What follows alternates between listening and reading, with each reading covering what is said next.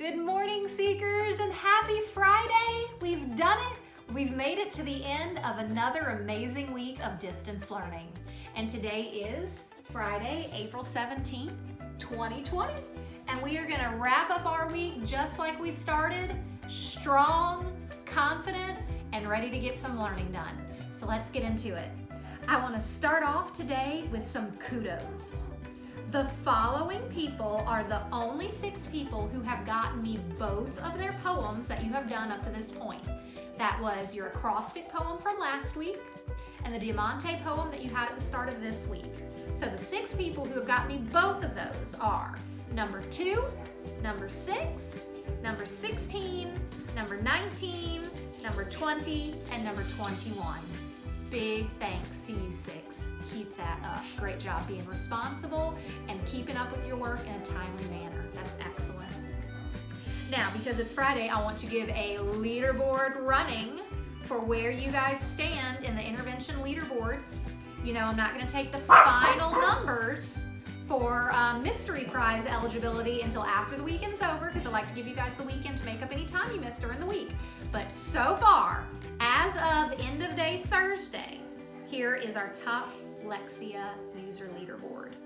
Starting with number 1, goes to number 16. Great job, number 16. You are rocking it out this week.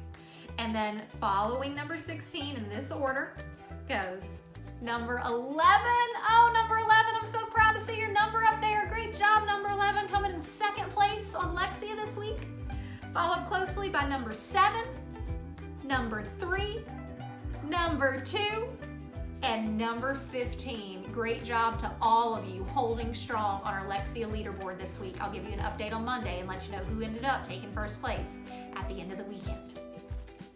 Our Moby Max Reading Stories leaderboard, I have to tell you, first place right now is only in first place by 1 minute. Number 7, you hold the first place ranking right now by 1 minute. Number 13 is right behind you in 2nd place. He's 1 minute down. So I have a feeling number 7 and number 13 might be in some pretty close competition this weekend to see who's gonna stay in the lead. And then following those guys, number 17 and number 10 are tied for 3rd place. And then number 8, all the way from Ohio, has still managed to keep up with our Moby Max leaderboard for intervention. Number 8 is in 4th place. Great job to all of you. I'm so proud of you guys. Keep it up. All right, I have a special presentation for our creature of the day today. As you guys know, we've done an ocean theme all week, which has worked out really fun. And I'm gonna show you today's creature, but then I have some other things to show you as well before we move on from our creature. So today's creature is this adorable animal here. If you've ever been to the Gulfarium, you've probably had the opportunity to check these guys out up close in person. This is the sea lion. And sea lions are kind of like the dogs of the sea. They lay around and they eat and they sunbathe and they bark and they look so adorable that you just want to go up and boop their witchel noses because they are so cute. So watch your video about the sea lion. They are definitely characters. They have a lot of personality. They're so fun to be around. And I'll tell you a person who knows all about being around sea lions, and that is our seeker number 2. Seeker number 2 has grown up with amazing opportunities living so close to the Gulf, and she has sent us pictures of her getting hands-on with some of our favorite marine animals, including the dolphin and today's creature, the sea lion. And she has shared those pictures with us. So let's take a moment and enjoy these amazing shots of a much younger seeker number 2 with her cool marine animals.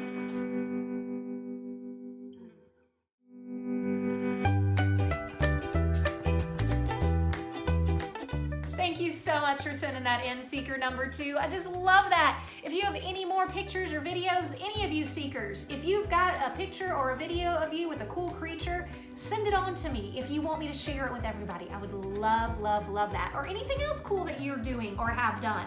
Anything you want to share, send it my way and we'll see what we can do.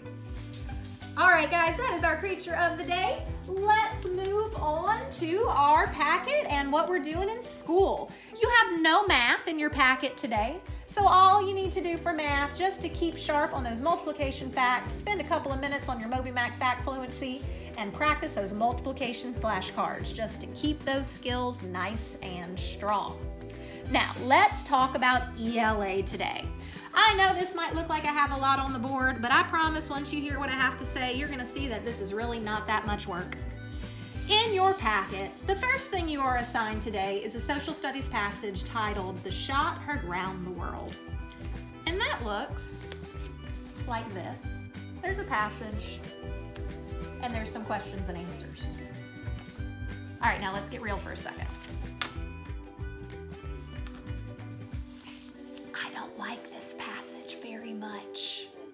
I don't think it's written in a way that's very easy for most fifth graders to understand. I don't think that many of you are going to enjoy reading this on your own. So, don't tell any of the other classes, but I'm gonna give you an alternative to this should you decide that you don't want to do this, okay? So if you want to, read the passage. Miss Fee will post her video. It'll be in her playlist. If you want to listen to her read it, listen to her read the questions. If you want to try it, go for it. If you want to take my word for it and say, never mind, you can. All right, guys, I'm not going to take this for a grade. I'm not looking for you to send me a picture of this. If you want to do it on your own and check yourself with the answer sheet provided in the back, knock yourself out. If you send it to me, I'll give you some bonus points, but it's not mandatory. Instead, what I would like you to do, I am going to put a link to a YouTube video. If you followed along with our distance learning early on before the packet came out, you may have already watched one episode of this TV show, but there is a cartoon show that came out a while back, and it's called Liberty's Kids. And it's all about this group of kids and young adults and regular adults during the time right before and during the Revolutionary War. During this time period we're talking about in these social studies passages with the tensions between the colonists in America and the British King government. So I'm going to link you to an episode titled "The Shot Heard Round the World," and it's a Liberty's Kid cartoon episode that talks about this event in history. So instead of reading that passage, if you want, watch the video instead, hop onto Teams and answer the one question quiz that I have assigned to you in Teams about the Shot Heard Round the World video.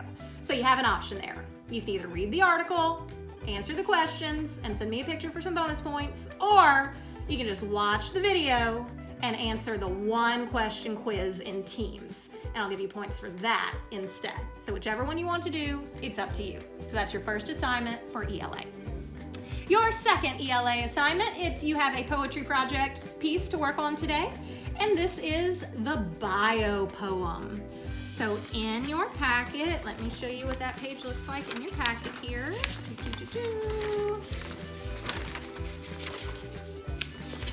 All right, guys, it is this page in your packet, and you can see that a bio poem is about yourself or a person from today or the past. It is usually written in phrases. I'd like you to do yours about yourself, but if you choose to do it about someone else, that's fine. Just make sure you make it very clear by indicating their first and last names whenever you get to that point. But I'm fine with that if you don't want to do yourself. I hope you do, because I want to hear about you. I want to learn more about my seekers.